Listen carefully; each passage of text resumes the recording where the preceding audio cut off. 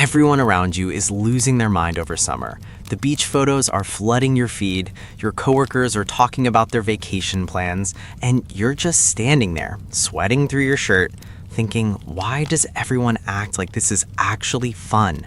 If that sounds like you, don't worry, because you're not a buzzkill or boring or anything like that. Your brain is just wired in a way that most people will never understand. And once you see the psychology behind it, you will stop apologizing for it.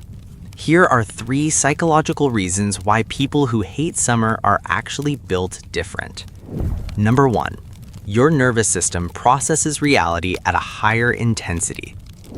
For most people, a summer day is not a big deal. Sunshine feels great, the heat is fine, and the noise goes unnoticed. But if you hate summer, your nervous system doesn't have that filter.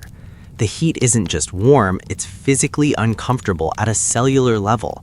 The brightness isn't pleasant, it's overwhelming. The noise of a crowded beach doesn't fade into the background, it stays front and center, demanding your full attention. And this has a name.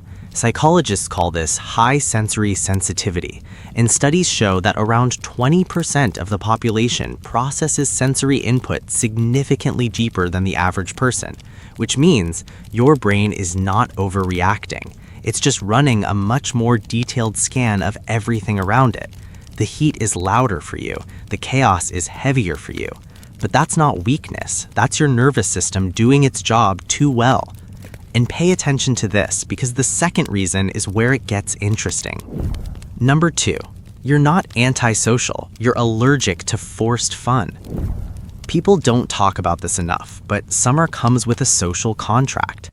Barbecues you didn't ask to attend, pool parties where you have to perform happiness for 3 hours straight, group chats exploding with plans that exhaust you before they even start, and everyone acts like if you're not thriving in all of this, something's wrong with you. But psychology says the opposite. Research shows that people who resist forced social rituals score higher on authenticity scales. They don't perform emotions they don't feel. They don't pretend to love something just because the calendar says they should. And that's not antisocial behavior, that's psychological integrity. You're not skipping the barbecue because you're boring, you're skipping it because you refuse to fake it. And that's actually a sign of emotional maturity most people spend years trying to develop. But there's a third reason, and this one is going to make you rethink everything. Number 3, your brain thrives in the exact conditions that summer destroys. Here's the plot twist. People who dislike summer tend to do their best thinking, their deepest creating, and their most meaningful living in quieter, cooler, lower stimulation environments. Autumn evenings, winter mornings, rainy afternoons with something warm in your hands. Those aren't sad aesthetics. That's your brain telling you exactly what it needs to perform at its highest level. Neuroscience shows that cognitive performance in highly sensitive individuals actually improves in moderate temperatures and lower sensory environments.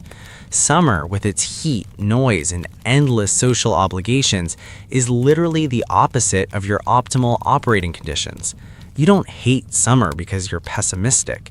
You hate it because your brain is designed for something deeper.